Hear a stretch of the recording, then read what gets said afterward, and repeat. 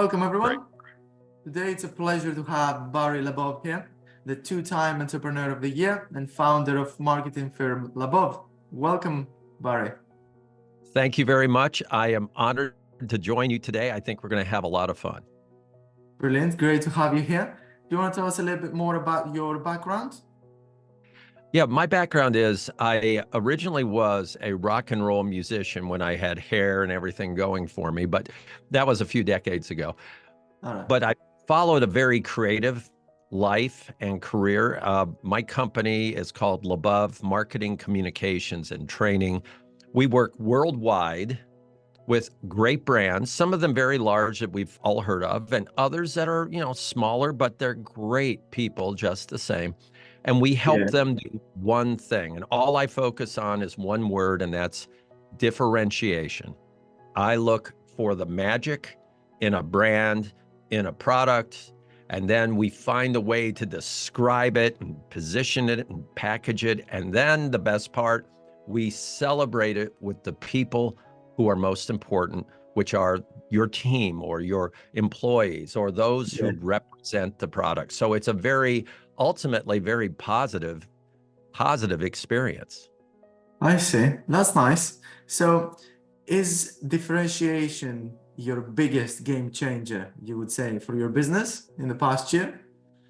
I would say it's my biggest game changer. I have a process to determine differentiation, and we call it brand re-engineering. So it's brand re-engineering, and it is unique.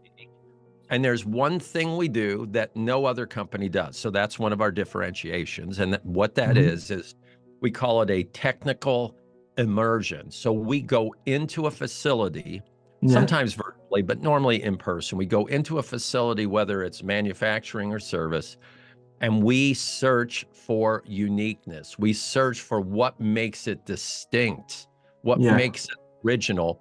And once our team goes through an entire operation and studies it, we will find literally about a dozen candidates for differentiation. And we'll land on 3 or 4 of them that we really want to promote.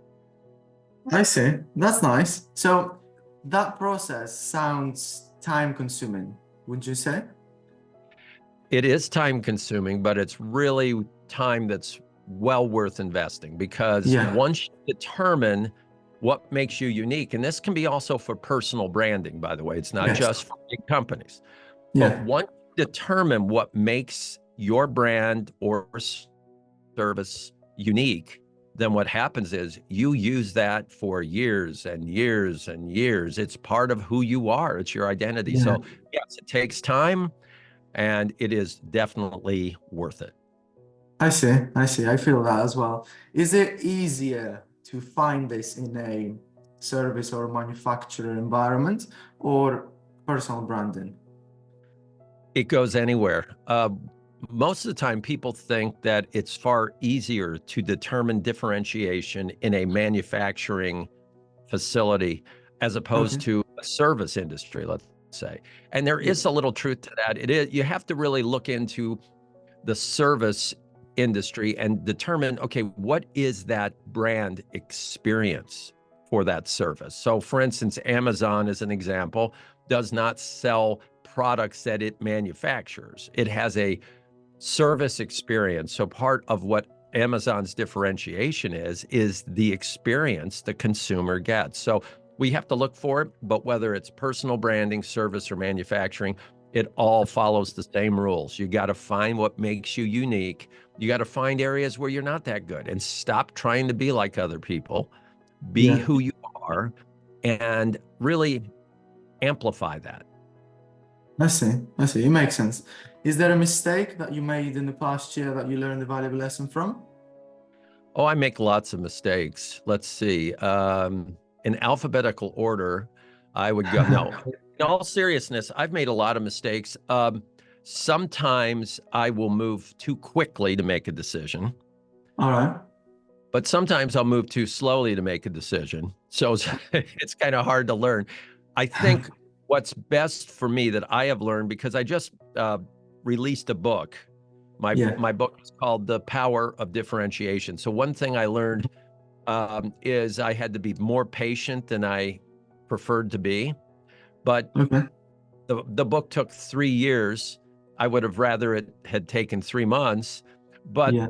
during the 3 years, I found ways to improve it. So the mistake I made early on was I want to get through this project. I want it done. Where the reality is I needed to focus on, okay, I know it's taking longer, but Yeah. is it improving? And there is a point where it will stop improving. And then you got to stop. You got to get that thing done because it will get worse. But so what I had to learn is a little bit of patience. Let's not rush this thing out the door. Yeah. I see. That's nice. And I agree. So wouldn't you say that the mistakes are part of the process of you getting there? I think you have to learn from mistakes. If you don't, that's going to be the problem. So I know many of the folks in your audience are young. I think from my experience, that is most important is take accountability. Don't beat yourself up, but take accountability for your errors or mistakes. What I have seen is the very best leaders, the very best successful, the very best happiest people are the ones that go, you know what, I messed up. And I take accountability, sincere accountability. And what I'm going to do is I'm going to learn from that. And I'm going to be just a little different from now on. The people who I have seen who constantly have struggled and who are unhappy or bitter are the ones that go, look, something happened. It's not my fault. It's all these other people. It's not me. It's this person. Oh, this person does this or that. And to me, it's a waste of time because you know what? We're human beings. We're going to make mistakes. The big thing is, can you own up to it and learn? And if you do that, here's the good news. If you really took advantage of this and said, I'm going to learn, what happens is when you're improving and you're doing better, you can honestly sit back and say to yourself, you know what? Good job. You learned, you improved, because the last time this happened, you didn't do so well. So that's what I think is important. I think it's a process, but not to sound too black and white on it, you have to take accountability or you're really not going to learn. Yeah, I see what you mean. So is there a piece of advice you would give to your younger self starting out as an entrepreneur? Yeah, I would. I have a few things I think are important. When I started out, the economy was very bad. So I would wake up every morning and I'd work until late at night, fall asleep, wake up the next day with no momentum and push. Yeah. So I got a little burned out from time to time, a little uptight, a little irritated over it because I expected things to happen and I was too intense about it. So I think that's one thing. Yeah. Another thing I would tell my younger self is, in some cases, as I was growing my business and I had people join me, I handed off some of the projects to them too early. I did not give my full focus because I was too focused on trying to grow the business. And I was not focused enough on why the client hired us to get the business done. So instead of giving it 100%, I was giving it 60% as I was growing elsewhere. So a few times we came up with projects that I was just not proud of. And I thought they were okay. They weren't like terrible, but I want to be proud of what I do. So I think it's important for us to look at everything we do and say, okay, I'm not saying is it perfect, but am I proud of what I just created? And if the answer is no, all right, go back and work on it because it's all on you. It's on your shoulders. It's your product. Exactly. You gotta be proud of your work. Couldn't agree more with that. Is there a question you get asked most often about your business in particular? Well, a lot of people want to know if I'm just a local company. So they'll go, oh, you do this stuff. Are you just a local company? And so quite often they don't understand that we work with companies in the UK or in Scotland, let's say, England and the UK, but elsewhere in other parts of the world. And a lot of times they don't think that a local person can do anything other than a local project. So I get that a lot. Yeah, I see. And would you say that's true? So would you see yourself focusing on local, even if you've expanded already? I have never tried to focus on local because I felt that it was too small of a target. When I started my business, we were in a recession, a real bad economy, especially in my part of the country. So one of the things I thought was, I'm not going to just focus on people within, a 20-mile radius. I've got to look at what I do, and it's got to be special enough that somebody 1,000 miles away would say, okay, I'll buy that. I'll pay for you to do that. So it raised my standards and also raised my possibility of success, because all of a sudden I had a bigger market to deal with other than who was down the street. I see. It makes sense. Okay. So let's get into the bonus section now. So there I'll say a word or a phrase, and you must reply with the first thought that comes to your mind. Make sense? Mm-hmm. Sure. So first one, marketing. The same as advertising, training, and everything else. It's not separate from it. It's part of all of those. I see. Sales. Sales is married to marketing, is married to advertising and training. I see. That's nice. Customer experience is absolutely the same in the mind of the customer as the brand itself. Mm-hmm. Management is usually disappointing. Leadership is better. Okay, I see. That's interesting. Business can be artistic, inspiring, and human. Mm-hmm. And personal brand? No different than professional, business, manufacturing, or service brand. It's who you are. It's the promise of what you bring to the table, no matter if it's on a one-on-one basis or worldwide. I see. Okay, taking you back to management. You said leadership is better, right? Do you want to elaborate on that? I think there are plenty of mediocre managers who are going to tell you what to do. Oh, yeah. They're going to push you back into your cubicle and say, get to work. They're going to maybe organize a few things and make sure you're doing it. But where's the inspiration? Where is the purpose? Where is the meaning? Where is the significance? And that's what I'm saying. I think as a leader, we provide significance. As a manager, we may provide tasks to do. I see. That's nice. And in terms of marketing, you mentioned marketing as part of a system. Is that correct?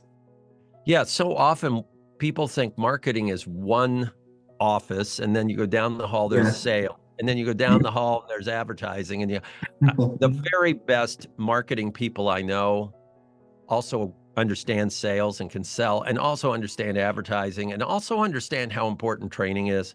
It's not analyzed. And I think it's too easy to think that way. One thing I put in my book I think is kind of crazy is why the training department at a company, a large company, let's say, is normally really looked down upon. It's sometimes just thrown in another department. It could be in the human resources department or in the sales department or in the marketing department. And it's like, no, wait a minute. Training is so important. So I think we have to look holistically at how all those can help success happen. Yeah, as a part of a system. I was discussing this with my mentor actually the other day, and we were saying how it's all about a system. If you got the best system, you're going to succeed big time. What would you say? Right. I think you're right. But I think what you also said is really wonderful. And I hope your audience hears that. You said you were discussing with your mentor. Oh, yeah. that is really smart, because many of us don't want to open up and be vulnerable. We don't want to admit we need help. And I started my business out and I could not sell. I hated selling. And I went all over and I thought, I got to find some great salesperson. So I kept hearing this one guy's name. Mm. His name was Mike. And I thought, God, I got to talk to Mike someday. So I got all courageous, welled up all the courage. And Yeah. I got his phone number and called him. It was like 9:30 in the morning. I go, Mike, you don't know me. My name is Barry. I heard you're the best salesman around. I'm terrible. I'd love to learn from you. Is there any way I could buy lunch or, buy dinner or something and learn from you? And there was Yeah. dead silence. And he goes, Mm. what are you doing at 11:30 today? I said, Mm. I'm free. He said, okay, meet me at this restaurant and we'll have lunch. I said, well, wait a minute. I said, already you'll do this? I said, I thought you'd be too busy. And he said, and this is how smart you are. He Yeah. said, almost nobody asks me for my help or my knowledge. And he said, I am so happy to share it. So I am ready. And this will be one of my funnest days in I don't know, weeks, because I get to share. That's so powerful, And actually, when you think about those high value people, you think they get attention, they are busy, and they are, right? That's not wrong. But actually having someone else to say what you said, that I need your help. Is there a way I can buy you lunch, or we can do something so I can learn from you? I think that's actually rare, isn't it? It is very rare. You can't replace the knowledge that somebody like your mentor or the mentor I had gives you. And what's funny is now 40 years later, he and I are still friends. I still keep up with him. And I used to think, oh, he's a lot older than me. He's like 10 or 15 years older. Well, no, he was like 3 years older than me. We're basically the same age. I just up to him so much, and he helped me. He guided me, and he changed the way my life path really changed my life path right at that point. Yeah, that's brilliant. You mentioned your book a couple of times, so I would like to give you that time, and for me as well, to understand what's this book best for who, let's say. I think it's best for people who are leaders, whether they have that title or not. Okay. So if you are a leader or aspire to be, the book is for you, because it's about, whether it's personal branding or business branding, it's about discovering, not creating, your brand. So that's very important. Discover it. It's already there. So for instance, you have a brand. I have a brand. It's already there. Do you know what it is? Or are you trying to be like everybody else? And if you're trying to be like everyone else, it's a very frustrating world and life, because you'll never be good enough. You'll have to lower your prices. You'll have to go along with all it's a terrible existence. So the book talks about how to discover it. So I go through step by step how to discover it. The book also talks about the importance of words on how we describe what we do. There are 200,000 words in the English language. And how often do you hear the same 3 or 4 about every product? Quality, service, value, and price. Quality, service, it's like, don't talk about that. Don't talk about value. Don't say we have solutions. Well, everybody has solutions. Don't say we're the nice people. Don't say we're just the local. You're not a just. Well, we're a regional. Stop talking regional. Talk about what you do that's unique. And then the book does something that's very inspirational. It talks about how important it is to share what you are all about to the people around you. So if it's personal branding, it could be your spouse, your friends, your family, okay, or your customers, let's say. If it's a company, it's sharing with the very people who are building or servicing that product. They need to know, and it's not just educating them, it's celebrating them so they feel significance. It's so easy for people to quit a job and go somewhere else for 25 cents more an hour. I want it to be very difficult for people to leave my clients' companies, because I want those individuals to go, I could make a little bit of money down the street, but Yeah. Where I'm at here is I'm saving lives, or we're really helping children, or we're making a difference in our community, or we're doing the very best such and such, and nobody else does it like that. That becomes important. Yeah. That person can go Oh, yeah. home at night and feel like, hey, I'm doing something good, instead of, you know what, I'm punching a clock and making a few bucks. So the Yeah. book is all about that. It is not my life story. It is about the stories of 50 different companies that succeeded to make history with their brands. Okay, that's fair enough. So I will have a link in the description for anyone who wants to have a look and buy it, because it sounds like a valuable book for you to read. And any last words from Barry Labov before we close the pod? I think what's really great is try not to beat yourself up as you're trying to grow as a young leader. Give Mm. yourself opportunities to be human and to make errors. Yeah. Just take the accountability and learn from it, and be gentle on yourself. You know, the world sometimes will be battling you. Don't get on the world side and battle you along with the world. Try to at least have enough confidence in yourself by discovering what you do well, which won't be 600 things, by the way. It might be 2 or 3, but discovering what you do well and honoring it, and just say, look, I know I don't do blah, blah, blah. I know somebody down the street's cheaper, but you know what? I do it this way because of this. I believe it has value. If you feel that way, great. If you don't, please respect the way I do it, and I'll respect your decision. I see. That's great. Thank you so much, Barry, for being here. Thank you for asking me. It's been a pleasure. And that was Barry Labov, ladies and gentlemen.